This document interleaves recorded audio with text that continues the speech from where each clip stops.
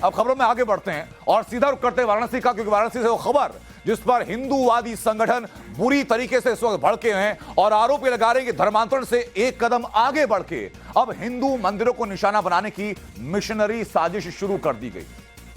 वाराणसी के हिंदू संगठन ये आरोप लगा रहे हैं कि इसके लिए आपको क्यों लगा रहे हैं, अब इसके लिए आपको वाराणसी के सबसे बड़े चर्च की इन तस्वीरों पर गौर करना होगा। पहले तस्वीरें देखिए, ये तस्वीरें देखिए हमारे स्क्रीन पर। वाराणसी के सेंट मैरीज कैथेड्रल चर्च का ये वीडियो है। इस चर्च की दीवारों पर जो स्लोगन लिखे हैं, पहले वो स्लोगन मैं आपको दिखाता हूं। उन स्लोगन को आप गौर से देखिए क्या लिखा हुआ। ये मंदिर का शुद्धिकरण लिखा हुआ है, प्राण पीड़ा लिखा हुआ है, गेत सेमनी की पीर में प्रभु इच्छा की चाह, मानवता कल्याण ही मन में परवाह, ये पहला जो है, लेकिन इसका जो हेडलाइन है वो है मंदिर का शुद्धिकरण। इस बात को लेकर के हिंदू संगठनों को आपत्ति है कि भाई मंदिर के शुद्धिकरण की बात चर्च के अंदर क्यों की जा रही है। और ये इकलौता स्लोगन नहीं है जिस पर कि ऐतराज किया जा रहा है।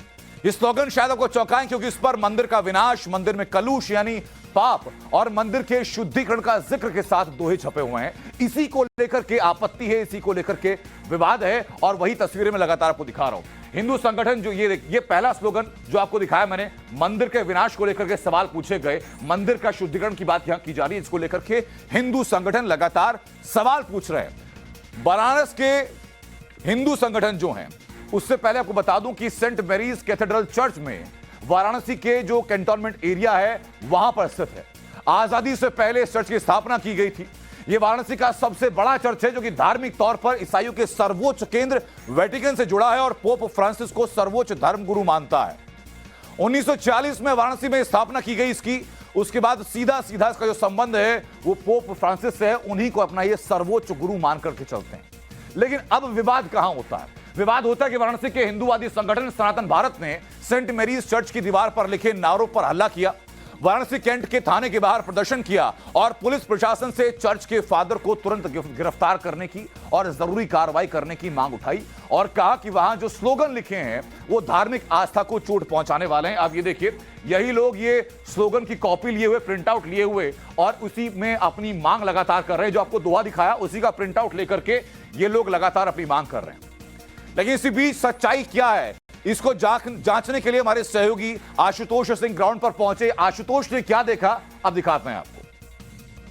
इस वक्त मैं वाराणसी के सेंट मैरी चर्च के अंदर मौजूद हूं। वाराणसी का ये सबसे बड़ा चर्च इन दिनों सवालों के घेरे में है। हिंदूवादी संगठन इस चर्च को लेकर तमाम तरह के आरोप लगा रहे हैं।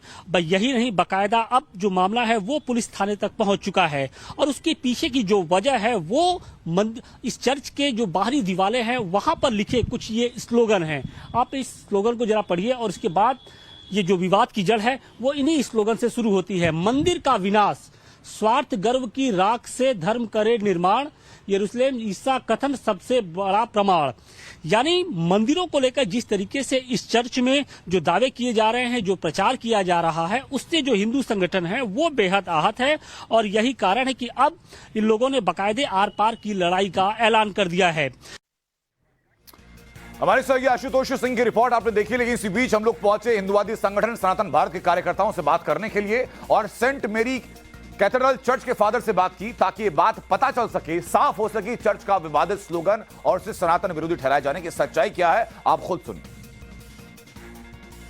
क्रिश्चियनिटी में मंदिर शब्द कहीं है ही नहीं। मंदिर हिंदू मैथोलॉजी का शब्द है और चूंकि इनका हिंदुस्तान में एक लंबे समय से कुचक्र के द्वारा हिंदू सनातन चीजों से जुड़े हुए या हिंदू लोगों धर्म के लोगों को पुनः ईसाइयत में जोड़ने का एक जो कार्यक्रम है चलाया जाता है, तो उसी के पीछे एक सुनियोजित साजिश है जिसके तहत मंदिर का को अपमान करके ये हिंदुओं को बरगलाकर फुसलाकर ईसाइयत से जोड़ने का एक कार्यक्रम चलाते हैं।